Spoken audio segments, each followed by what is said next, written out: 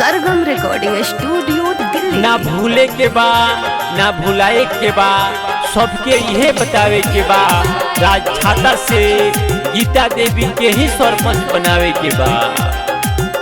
चौकी बेलन बटन दबा दो भैया, अपन बहुले मोल वोट गीता देवी के ही देवे के बा। बेलन बटन दबा दो भैया, चौकी बेलन बटन दबा दो भैया, गीता देवी के सरपंच,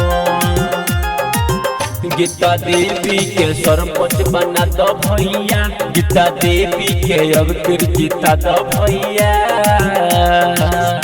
हाँ तो याद रखी, चौकी बेलन पर बटन दबाई, गीता देवी के राज छाता से भारी मतों से विजयी बनाई, अपना गांव के उज्जवल भविष्य खातिर सरपंच बनाई। विकास रोज होई नया काम हो, गौवा के लोग सब होई खुशहाल हो।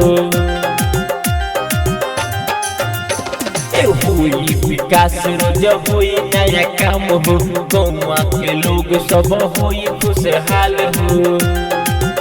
चौकी बेलन के जानी भूलै भैया, चौकी बेलन के जानी भूलै भैया, चौकी बेलन पर बटन दबै भैया, गीता देवी के सरपंच, गीता देवी के सरपंच बनै भैया, राज छाता से अब फिर जीतै भैया। वही आदमी के चुनी जौन आदमी अपना गांव के विकास करी, चोरों से सावधान रही, अपन बहुल्य वोट गीता देवी के दी, अपने राज्य से पंचायत के बढ़ावा दी। सब कर साथ सबके होई विकास हो, इनका से के हो न होई निराश हो।